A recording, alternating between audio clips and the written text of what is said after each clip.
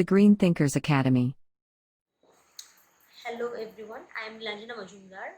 Today I am going to talk about the topic green technology in waste management. So without further delay, let's jump into the topic. So green technology is the application of the environmental science and technology for the development and application of products, equipment and systems to conserve the natural resources of environment as well as to minimize or mitigate the negative impacts on the environment done by the human activities. We all know that global warming and other environmental agendas are the leading challenge for the world, throughout the world. And scientists have come up with this green technology ideas for a sustainable way to living and the sustainable development of environmental aspects. The field of green technology encompasses a continuously evolving group of environmentally friendly methods and materials, from techniques for generating non-conventional energy source such as solar power to management tools that help in auditing greenhouse gas emissions. The green technology development must be sustainable. The scheme of sustainable development can be fulfilled at the confluence of three key dimensions. And what are the key dimensions? They must be environmental, social, and economic, and they must satisfy all these dimensions, and that is thus satisfying the bearable environment and social impact, viable economic and environmental options, and equitable social and economic solutions. The conventional green technologies have been applied in the field of water and wastewater treatment, environmental remediation, energy conservation, and environmental air pollution control. So first of all, we can talk about the water treatment plants, from where the potable water for our drinking and other daily works are generally come. That is supplied by the municipality in cities or towns. So there are some certain steps which are followed in the water treatment plants, that is like the pre-chlorination, then coagulation and flocculation, pulsator clarification, rapid sand filtration, post-chlorination, fluoridation, etc. So because of the concern of formation of carcinogenic trihalomethane in drinking water arising from the use of chlorination, more and more treatment plants are nowadays switching to ozonation as the disinfection method, though ozonation is relatively more expensive than the running costs. And according to a report in 2007 by WHO, 1.1 billion people lack access to safe potable drinking water supply, and 88% of the 4 billion annual cases of diarrheal disease are attributed to the source of water and inadequate sanitation and hygiene, and 1.8 million people die from diarrheal disease each year globally. So we can next talk about the wastewater treatment, which is a very important aspect of green technology. Wastewater treatment is a process of removing contaminants from wastewater and household sewage, both industrial effluents and domestic effluents also. It includes a series of green technologies to remove physical, chemical, and biological contaminants with an objective to produce an environmentally safe treated effluent stream.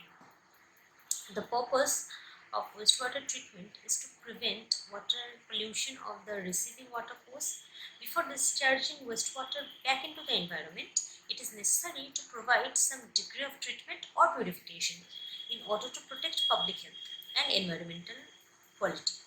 This is achieved by wastewater treatment plants, which are designed to reduce the dissolved biodegradable organic materials, removing most of the suspended solids and destroying the pathogenic microorganisms, which can cause many diseases like diarrheal diseases also.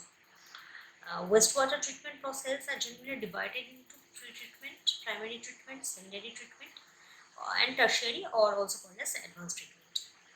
So this is a typical diagram of typical wastewater plant.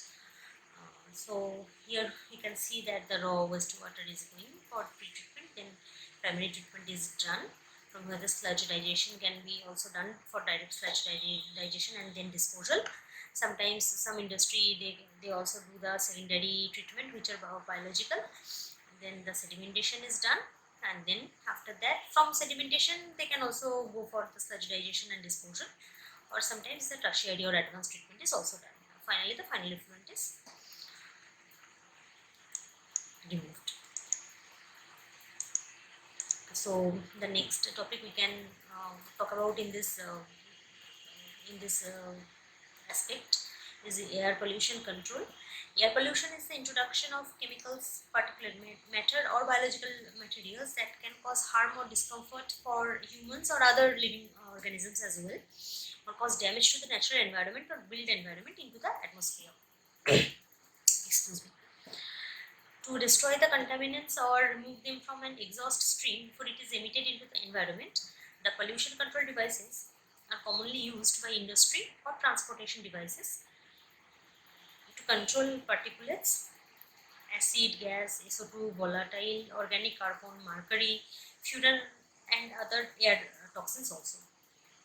The concentrations of pollutants emitted from many of the human activities arising from urbanization and industrialization thus build up to levels which override those caused by the natural phenomena and are sufficient to have adverse effects on our living environment. Right. One growing concern is the greenhouse gas emission, which have been identified as a main culprit for the global warming and climate change. That's a very known fact. The greenhouse effect is a phenomenon where greenhouse gases create a condition in the upper atmosphere causing a trapping of heat and leading to increased surface and lower troposphere temperature. The carbon dioxide emissions from the combustion of fossil fuel are the main source of greenhouse gas emission. The other gases are methane, chlorofluorocarbon, hydrofluorocarbons, perfluorocarbons, ozone, nitric oxides, etc. and nitrogen oxide. And nowadays the scientists are exploring new green technology to mitigate greenhouse gas effect, and fossil fuel replacement fuels like biofuels, renewable energy, carbon dioxide sequestration, these are also used, and these are the means to reduce emission of greenhouse gases. So next we can talk about the waste management. The waste management is the purification, consumption, reuse, disposal and treatment of solid waste that is looked after by the government or the ruling bodies of a city or town. So the green waste management practices differ for developed and developing nations. This is because in developing nations they have different techniques, and for developing countries they have different techniques, and also for urban and rural areas, and also for the residential and industrial producers, because the waste of industrial and residential producers are always same, always not the same. Obviously it's very different. And the management for non-hazardous waste, residential and institutional waste in metropolitan areas is usually the responsibility of local government authorities, which we all know.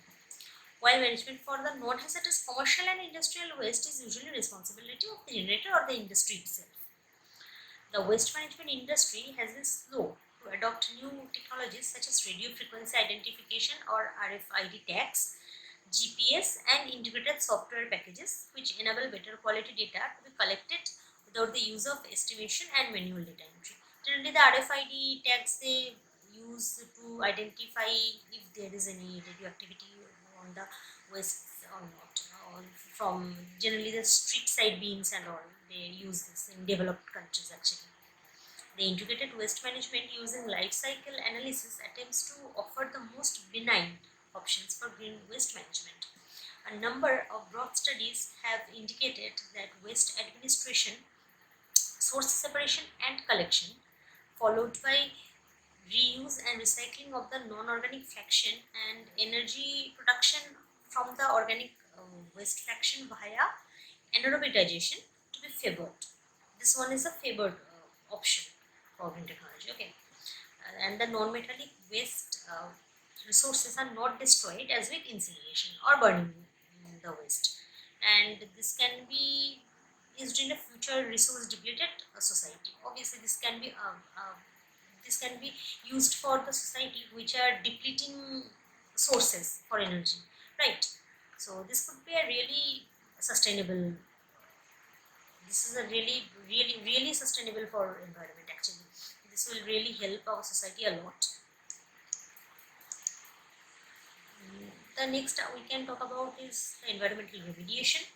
The environmental remediation deals with the removal of pollution or contaminants from environmental media such as soil, the groundwater, sediment or surface water for the general protection of human health and the environment or from the site intended for redevelopment.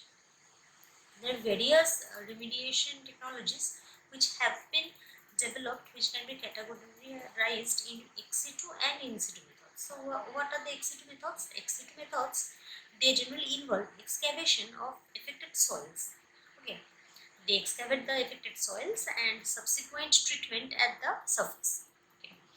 And in situ methods seek to treat the contamination without removing the soil. They won't remove the soil and they will do it at that place only. The more traditional remediation approach consists primarily of soil excavation and disposal of landfill, dig and dump, and groundwater pump and treat. These are generally used. These are the conventional methods. And in situ technologies include purification and stabilization and have been used in extensively. These are used now and then. So we can clearly see that the green technology is an emerging technology for sustainable development of global for sustainable development of environment globally, and for populations to achieve sustainable living on this planet. Conventional technologies may no longer able to tackle emerging environmental issues like pollution and all arising from wasteful energy policies, overuse of resources, which is a really problematic thing. Like when the resources will be totally finished, then this would be a very big problem for all of us, for human and also for environment. Then the water supply shortages, climate change, global warming and deforestation. Advancement in science and technology has contributed to the development of emerging green technologies that might help to solve some, but not all, of the environmental issues that we are facing nowadays. Okay. So as we move towards technological advancement, we will be positively affected with a new come. So the sustainable development, again I am telling that this is a very important and sustainable way of living this green technology. So it is very important to know about it. Okay. So I hope I have given you some information, some basic idea about this green technology. Hopefully you have understood it, and hopefully it has helped you a little. And thank you for listening to me. The Green Thinkers Academy.